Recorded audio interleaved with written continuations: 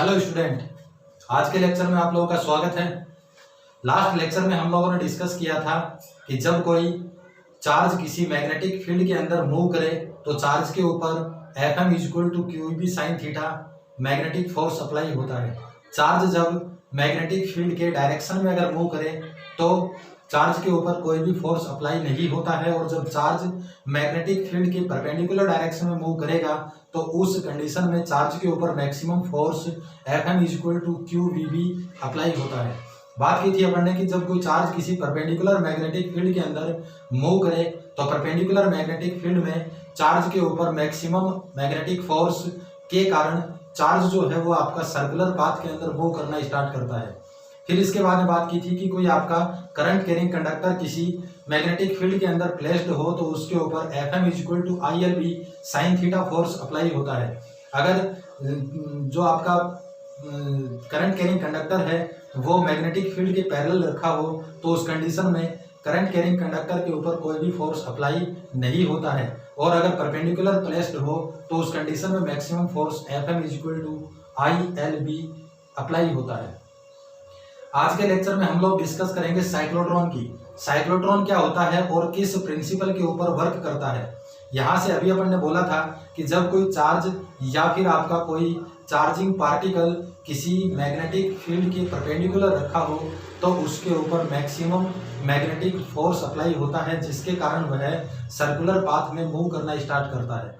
Cyclotron की अगर बात करें तो cyclotron is an electromagnetic device by which we can accelerate heavy positive particles and increase its velocity and kinetic energy।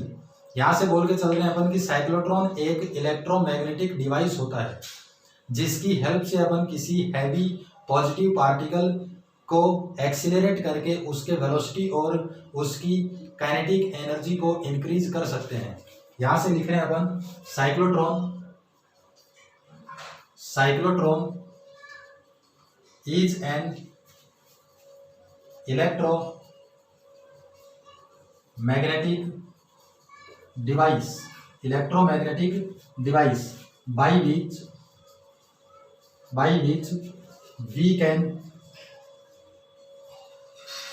accelerate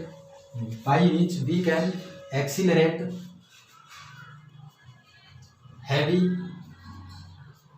positive particles like proton, deuteron and alpha particle and increase its velocity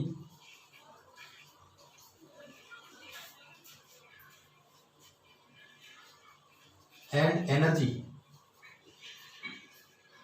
यहाँ से बोल के चल रहे हैं अपन कि cyclotron एक electromagnetic device होता है जिसकी हेल्प से heavy positive particle proton, neutron या फिर अल्फा पार्टिकल को एक्सीलरेट करके उनकी वेलोसिटी एंड एनर्जी को इंक्रीज किया जा सकता है।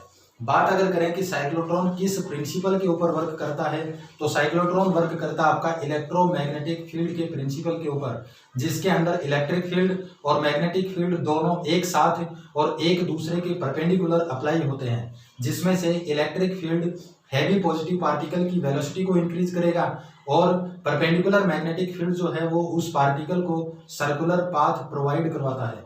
प्रिंसिपल की अगर बात करें तो प्रिंसिपल में बोल के चल रहे हैं अपन principle it works on electromagnetic field principle।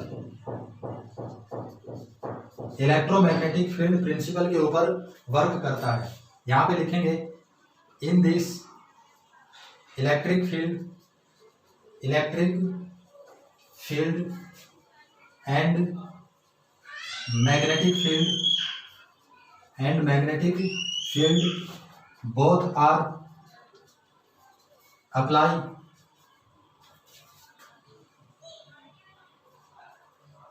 same time and same time या फिर together and both are perpendicular to each other.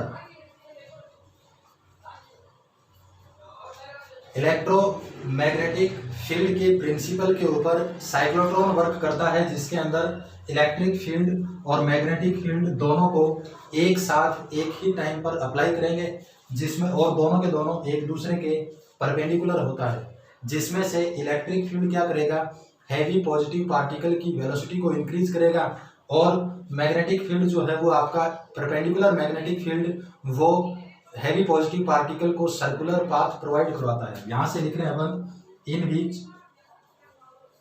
Which electric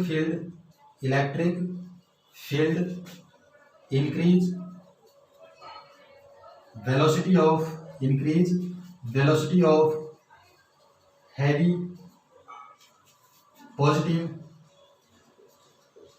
particle and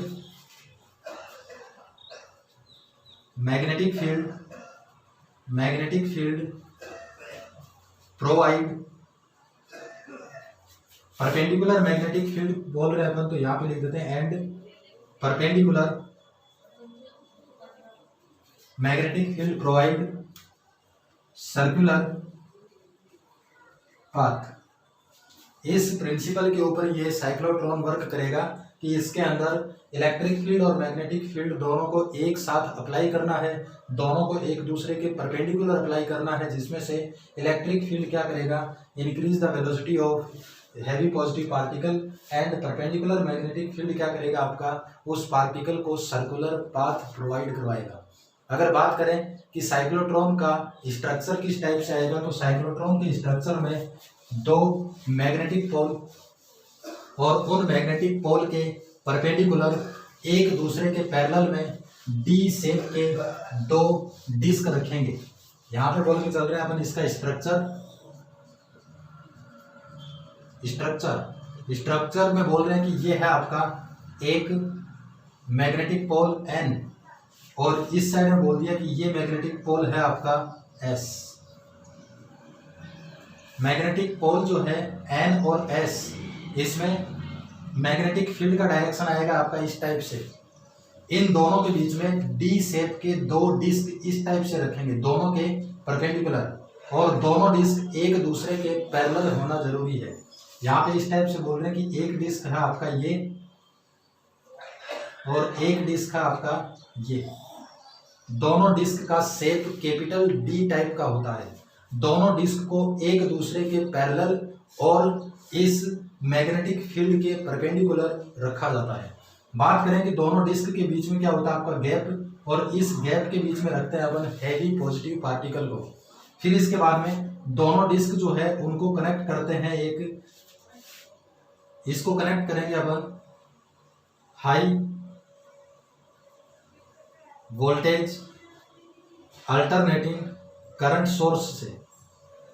high voltage alternating current source से दोनों डिस्क को कनेक्ट करेंगे, और इस high voltage alternating current source में 10⁴ volt इसका पोटेंशियल और 10⁶ हर्ट्ज इसका फ्रीक्वेंसी होता है।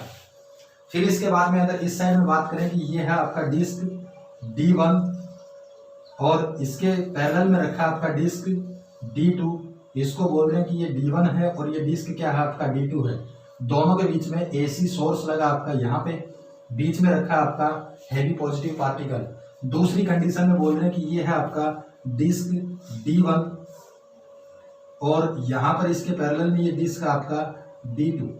यहाँ पर ये रखा है आपका लगा है हैवी, यहाँ पर लगा आपका हाई वोल्टेज सोर्स, ये रखा आपका हैवी पॉजिटिव पार्टिकल दोनों के बीच में।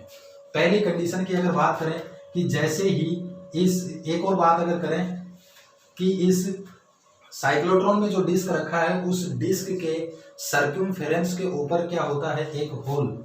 यहाँ पर बोल रहे हैं कि इसके सर्क्यूमफेरेंस के ऊपर एक होल होता है। बात करें कि यहाँ पर जैसे ही इस अल्टरनेटिंग करंट सोर्स से पोटेंशियल अप्लाई करेंगे, पोटेंशियल अप्लाई करते ही डिस्क के ऊपर इलेक्ट्रिक फील्ड प्रोड्यूस होगा, डिस्क पर इलेक्ट्रिक फील्ड प्रोड्यूस होगा।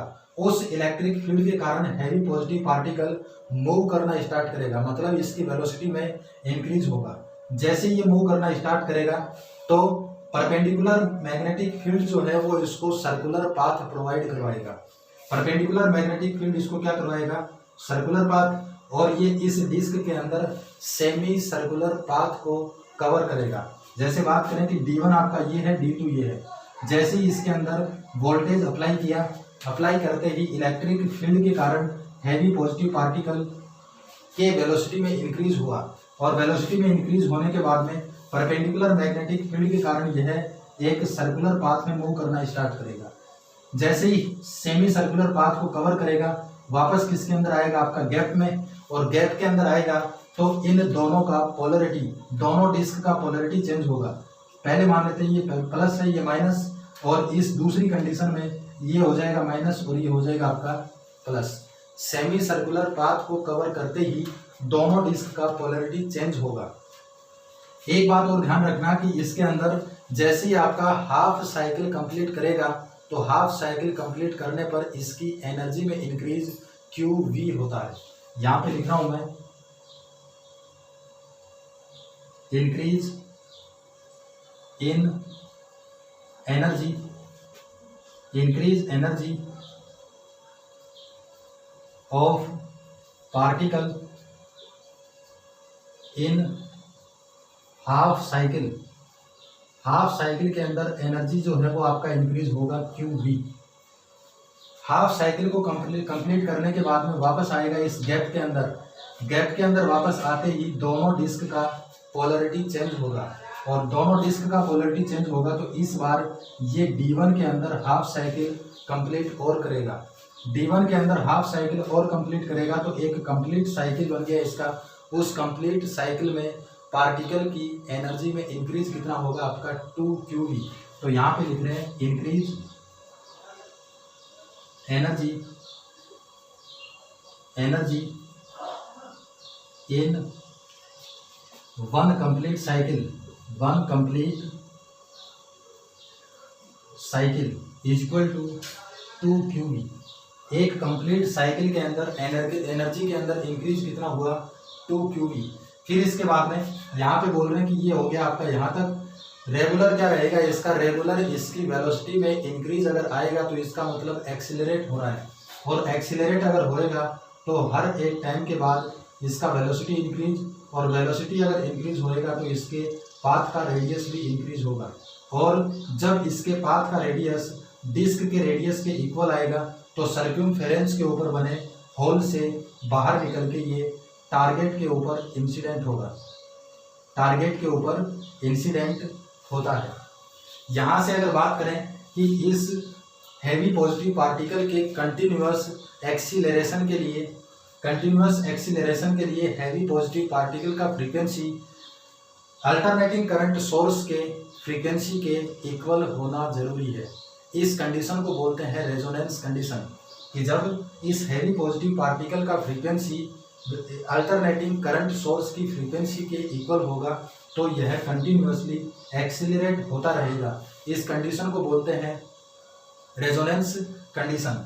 फिर इसके बाद में बात करें कि इस साइक्लोट्रॉन के अंदर जो आपका हैवी पॉजिटिव पार्टिकल है उस पार्टिकल का टाइम पीरियड कांस्टेंट होता है। हर एक चक्कर के अंदर टाइम पीरियड कांस्टेंट होता है और इसका फ्रीक्वेंसी भी कांस्टेंट होता है। बात करें कि सर्कुलर पाथ के अंदर ये मूव अगर कर रहा है तो इस सर्कुलर पाथ का रेडियस कितना होगा, सर्कुलर पाथ के अंदर मूव कर रहा है तो इसका वेलोसिटी कितना होगा। बात करें कि इसका टाइम पीरियड कितना होगा, हाफ साइकिल के अंदर टाइम कितना लगेगा, फ्रीक्वेंसी कितना होगा, एंगुलर फ्रीक्वेंसी कितना होगा, और बात करें कि इसकी एनर्जी में इंक्रीज या फिर मैक्सिमम काइनेटिक एनर्जी कितनी होगी, और मैक्सिमम नंबर ऑफ टर्न्स या फिर नंबर ऑफ साइकिल्स कितने होंगे, इनके बारे में कैलकुलेशन करना है उनको। तो यहाँ से लेके चल रहे हैं फर्स्ट पॉइंट में बोल रहे हैं कि इस सर्कुलर पाथ का radius of circular path small R का वैल्यू आपको कैलकुलेट करना है। हम लोगों ने बात की थी, डिस्कस किया था कि जब कोई पार्टिकल, चार्जिंग पार्टिकल किसी मैग्नेटिक फील्ड के परपेंडिकुलर या फिर परपेंडिकुलर मैग्नेटिक फील्ड में मूव करता है तो वह सर्कुलर पाथ के अंदर मूव करना स्टार्ट कर देता है। किसके कारण वो करता है? आपका मैक्सिमम मैग्नेटिक फोर्स के कारण। सर्कुलर पाथ के अंदर मूव करने के लिए मैक्सिमम मैग्नेटिक फोर्स जो है वो सेंट्रीपिटल फोर्स प्रोवाइड करवाता है। तो यहां से लिखते हैं अपन maximum magnetic field, magnetic force provide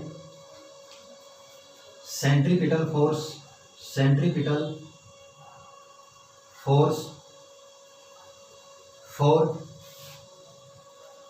move in circular path.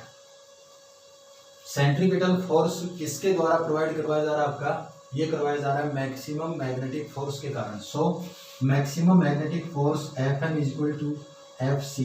बात करें कि इस हैवी पॉजिटिव पार्टिकल का मास कैपिटल एम हो, चार्ज क्यू हो और वेलोसिटी इसका v हो और इसके बाद में इस सर्कुलर पाथ का रेडियस स्मॉल r हो, मैग्नेटिक फील्ड का इंटेंसिटी कैपिटल B हो, तो मैक्सिमम मैग्नेटिक फोर्स का वैल्यू आएगा आपका Q V B, centripetal force आएगा एम बी स्क्वायर अपॉन में r। v से v को कैंसिल आउट करेंगे, इस r को इधर करेंगे और क्यू बी आएगा अपॉन में, तो स्मॉल r का वैल्यू आएगा आपका एम बी अपॉन में क्यू बी। इस फॉर्मूले से सर्कुलर पाथ का रेडियस हम लोग कैलकुलेट करेंगे। फिर इसके बाद में सेकंड पॉइंट की बात करें कि सेकंड पॉइंट के अंदर इसका वेलोसिटी कितना होगा, तो वेलोसिटी के लिए बोलेंगे वेलोसिटी कैपिटल V का वैल्यू आपको फाइंड करना है। वेलोसिटी की अगर बात करें तो we know that Q V B is equal to M V square upon R. V से एक V कैंसिल आउट, यहाँ से R को करेंगे इधर, M आएगा नीचे, तो V का वैल्यू कितना आएगा? V is equal to Q B are upon में M। इस फॉर्मूले से अपन कैलकुलेट करेंगे इसका वेलोसिटी। फिर इसके बाद में नेक्स्ट अगर बात करें कि इस सर्कुलर पाथ के अंदर मूव कर रहा है तो हाफ साइकिल में टाइम टेकन कितना होगा। हाफ साइकिल के अंदर टाइम टेकन की बात कर रहे हैं तो यहाँ से लिख दे रहा हूँ मैं third point, time taken in half cycle, जिसको डिनोट करेंगे स्मॉल टी से। हम लोगों को पता है कि टाइम इज इक्वल टू कितना, टाइम इज इक्वल टू होता है आपका डिस्टेंस और अपॉन में वेलोसिटी, डिस्टेंस अपॉन में velocity. Time is equal to distance upon velocity. एक कंप्लीट सर्कुलर पाथ के अंदर, एक कंप्लीट सर्कुलर पाथ में कवर किया गया डिस्टेंस होता है सर्कमफेरेंस के equal to pi R. Half cycle के अंदर कितना होगा? इसका हाफ आधा होगा, जिसको लिखेंगे अपन पाई आर। तो ये हो गया आपका हाफ साइकिल में कवर किया गया डिस्टेंस पाई आर। और वेलोसिटी की अगर बात करें तो वेलोसिटी आपका v। अब इक्वेशन नंबर फर्स्ट से स्मॉल r का वैल्यू पुट करेंगे तो यहाँ से आएगा आपका small t time is equal to pi upon में v और r का वैल्यू है आपका एम वी अपॉन में क्यू बी। v से v कैंसिल आउट, यहाँ से फॉर्मूला मिला small t is equal to pi M upon में क्यू बी। इसको बोल देते हैं equation number third.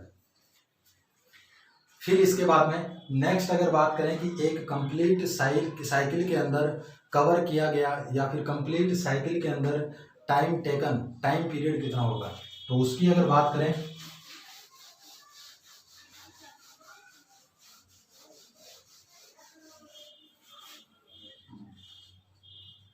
Time period को बोल के चल रहे हैं अपन कैपिटल टी से, जो एक कंप्लीट साइकिल में लिया गया टाइम है। Time T is equal to आएगा आपका 2 इंटू में time taken in half cycle, time taken in half cycle. Capital T is equal to 2 into में टाइम टेकन हाफ साइकिल में small T, capital T is equal to 2 into में small T का value pi M upon में Q B. तो capital T is equal to आएगा आपका 2 pi M upon Q B. ये है टाइम पीरियड इक्वेशन नंबर 4। फिर इसके बाद में अगर बात करें कि इस हैवी पॉजिटिव पार्टिकल का फ्रीक्वेंसी कितना होगा, तो नेक्स्ट पॉइंट है आपका फ्रीक्वेंसी। फ्रीक्वेंसी के लिए बोल के चल रहे हैं कि frequency F is inversely equal to time period. Time period के इनवर्सली इक्वल होता है, तो F is equal to 1 upon time period कितना है आपका 2 पाई एम अपॉन में क्यू बी को करेंगे ऊपर, तो एफ इज इक्वल टू आएगा आपका क्यू बी अपॉन में 2 पाई एम। इस फॉर्मूले से लिखेंगे अपन फ्रीक्वेंसी, इक्वेशन नंबर 5। फिर इसके बाद में एंगुलर फ्रीक्वेंसी की अगर बात करें, तो यहाँ पे लिख के चल रहे हैं कि angular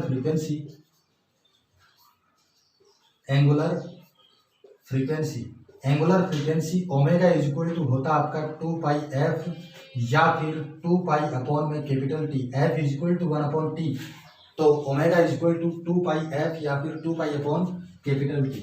omega is equal to F का वैल्यू अगर पुट करेंगे तो ये आएगा 2 पाई इंटू में क्यू बी अपॉन में 2 पाई एम। 2 पाई से 2 pi cancel out, omega is equal to बचेगा आपका क्यू बी अपॉन में एम।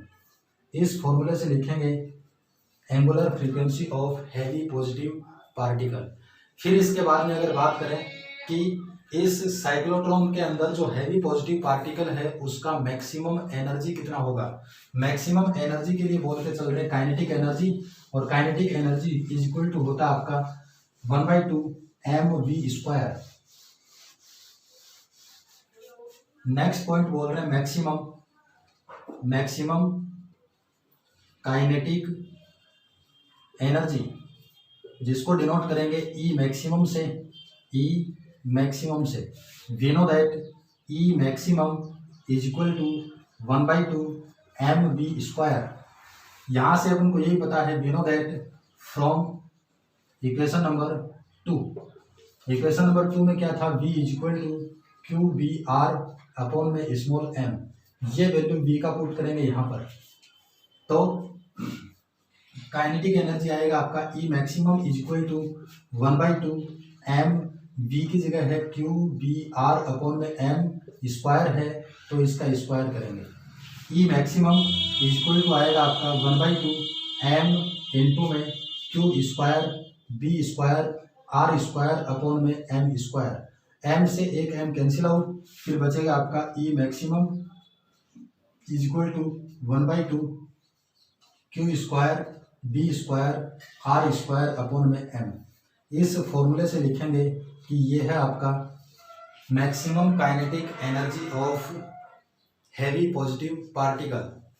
लास्ट पॉइंट बच गया आपका कि इस साइक्लोट्रॉन से बाहर निकलने के अंदर कितने कंप्लीट साइकिल करेगा, मतलब नंबर ऑफ साइकिल इस साइक्लोट्रॉन के अंदर टोटल नंबर ऑफ साइकिल कितने होंगे।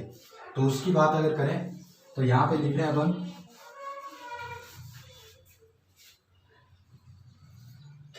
टोटल नंबर ऑफ साइकिल्स, जिसको डिनोट करेंगे कैपिटल एन से। यहां से मान के चल रहे हैं अपन let total number of cycles is equal to capital N. हम लोगों ने स्टार्टिंग में बात किया था कि एक कंप्लीट साइकिल के अंदर एनर्जी में इंक्रीज कितना होता है 2qv। तो यहाँ पे लिख रहे हैं अपन energy increase in one complete cycle is equal to 2qv। एक कंप्लीट साइकिल के अंदर एनर्जी है आपका 2qv, तो n साइकिल के अंदर एनर्जी कितना होगा, तो n को इससे मल्टीप्लाई करेंगे। यहाँ पे लिख रहे हैं then energy in capital N cycles is equal to n into में 2qv। ये आ गया आपका n साइकिल के अंदर टोटल एनर्जी। n साइकिल के अंदर टोटल एनर्जी जो है वो मैक्सिमम एनर्जी के इक्वल होगा। यहाँ पे लिख रहे हैं कि this energy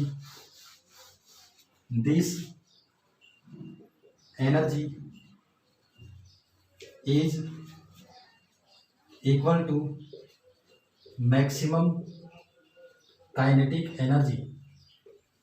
maximum kinetic energy मतलब n इंटू में 2qv is equal to maximum kinetic energy E maximum. Equation number 7 से ई मैक्सिमम का वैल्यू पुट करेंगे तो n इंटू में 2qv is equal to E maximum का value 1/2 q square b square r square upon में m। q से q cancel out, फिर इसके बाद में 2 और v को अपॉन में करेंगे तो n is equal to formula आएगा आपका 1/4 q b square r square upon में m v। इस फॉर्मूले से total number of cycles calculate कर सकते हैं। फिर इसके बाद में बात करनी है कि साइक्लोट्रॉन का लिमिटेशन कौन कौन सा होता है। हम लोगों ने डिस्कस किया था कि साइक्लोट्रॉन की हेल्प से केवल हेवी पॉजिटिव पार्टिकल्स को एक्सीलरेट कर सकते हैं, लेकिन इस साइक्लोट्रॉन की हेल्प से इलेक्ट्रॉन या फिर नेगेटिव पार्टिकल्स को एक्सीलरेट नहीं कर सकते। क्यों? तो यहाँ पे लिख रहे हैं अपन लिमिटेशंस।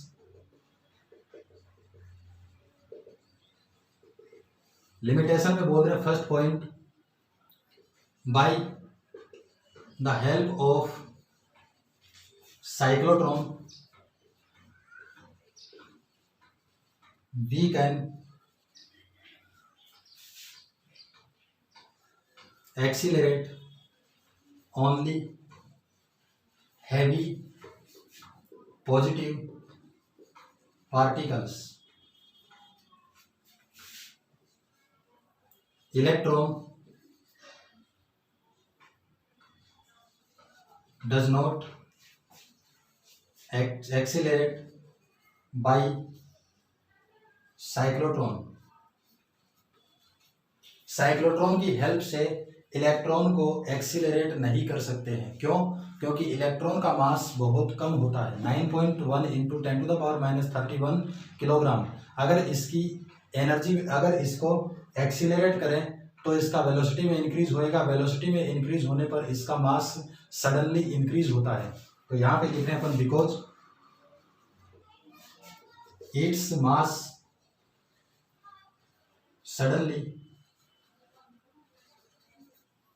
suddenly increase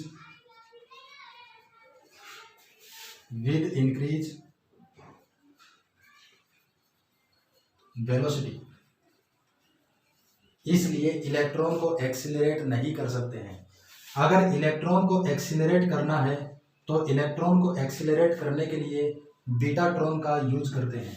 यहाँ पे लिखेंगे betatron use for accelerate electron. Electron को अगर एक्सीलरेट करना है तो उसके लिए बीटाट्रॉन का उपयोग करते हैं। फिर इसके बाद में एक और इम्पोर्टेंट पॉइंट आता है आपका, एक और इम्पोर्टेंट पॉइंट कि साइक्लोट्रॉन की हेल्प से किसी न्यूट्रल पार्टिकल को एक्सीलरेट नहीं कर सकते हैं। यहाँ पे लिखेंगे bye the help of cyclotron we can't accelerate neutral, और न्यूट्रल होता है आपका न्यूट्रॉन पार्टिकल्स। साइक्लोट्रॉन की हेल्प से न्यूट्रल पार्टिकल या फिर न्यूट्रॉन को एक्सीलरेट नहीं कर सकते हैं। क्यों? क्योंकि न्यूट्रल पार्टिकल जो है वो आपका इलेक्ट्रिक फील्ड के अंदर अनअफेक्टेड होता है। इलेक्ट्रिक फील्ड में न्यूट्रल पार्टिकल के ऊपर कोई भी इफेक्ट नहीं पड़ता है, इसके वेलोसिटी में इंक्रीज नहीं होगा, इसका एक्सीलरेशन इंक्रीज नहीं होगा, तो इसकी एनर्जी में भी इंक्रीज नहीं होगा। फिर इसके बाद में बात करें कि इसका यूज किस किस में करते हैं, तो साइक्लोट्रॉन का पहला यूज करते हैं अपन हैवी पॉजिटिव पार्टिकल को एक्सीलरेट करने के लिए। दूसरा यूज करेंगे अपन कि किसी सॉलिड मटेरियल का स्ट्रक्चर को स्टडी करने के लिए। और तीसरा यूज करते हैं अपन रेडियो एक्टिव एलिमेंट्स को प्रोड्यूस करने के लिए, और उन रेडियो एक्टिव एलिमेंट्स को यूज करते हैं मेडिकल फील्ड में। आज के लिए बस इतना ही। Thank you.